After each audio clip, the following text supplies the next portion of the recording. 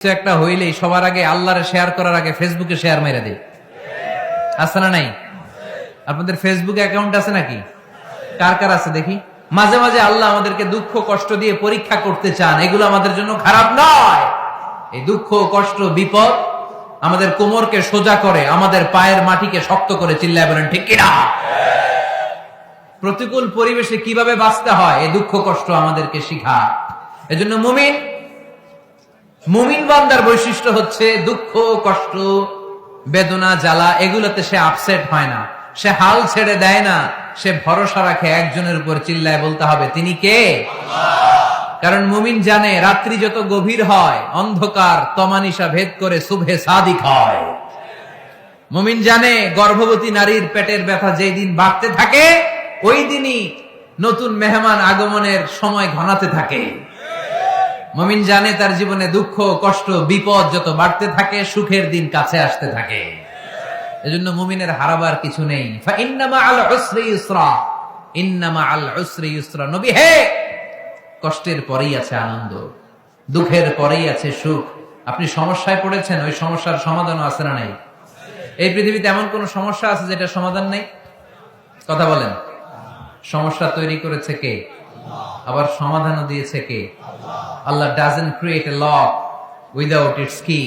আল্লাহ কখনো চাবি না বানাইয়া ওইটার তালা বানায় নাই। কথা কন। তালাও যেহেতু আছে ওই তালার চাবিও বানিয়েছে কে? মা আনজালাল্লাহু দাআন ইল্লা আনজালাল্লাহু লাহু শিফা। আল্লাহ দুনিয়ায় এমন কোন রোগ পাঠায় নাই যেই রোগের ঔষধ বানায় নাই, এমন কোন রোগ নাজিল করে নাই যেই রোগের কোন চিকিৎসা বানায় নাই, হয়তো সেটা আবিষ্কার হয় নাই। অনেকে ক্যান্সারের কথা বলতে পারেন যে হুজুর ক্যান্সার এমন রোগ, এই ক্যান্সার তার নাই কোনো অ্যান্সার, কিন্তু বিজ্ঞানীরা বলতেছে এটারও অ্যান্সার আবিষ্কৃত হচ্ছে। সুবহানাল্লাহ কইবেন না? কিছু কিছু ক্ষেত্রে হয়েও গিয়েছে। এজন্য দুঃখের পরেই আছে সুখ, কষ্টের পরেই আছে আনন্দ। এই দুনিয়াটাই এরকম, কষ্টের পরই আনন্দ। দেখবেন তারাবির নামাজ 20 রাকাত পড়তে কষ্ট লাগে না? কোমরে ব্যথা, হাঁটুতে ব্যথা, কিন্তু 20টা রাকাত যখন শেষ করে মসজিদ থেকে বের হই একটা আনন্দ আছে না নাই? কষ্ট করে পরীক্ষার জন্য প্রিপারেশন নিলেন আপনি কয়েক মাস, কিন্তু ফলাফল যখন ভালো হয় তখন একটা আনন্দ আছে না নাই? সারাদিন রোজা রাখলেন রমজানে, কি কষ্ট, তৃষ্ণায় গলা ফেটে যায়, কিন্তু ইফতারির সময় যখন রুহাবজা শরবতটা খাই কেমন লাগে? একটা আনন্দ আছে না নাই?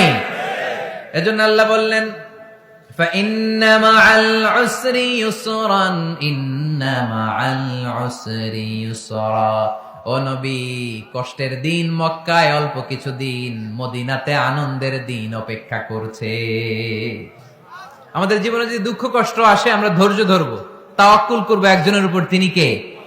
কারণ আমরা বিশ্বাস করি কষ্টের দিন এটা চিরকালের জন্য নয়, সামনে আনন্দের দিন আমাদের জন্য সেট করে রেখেছে কে?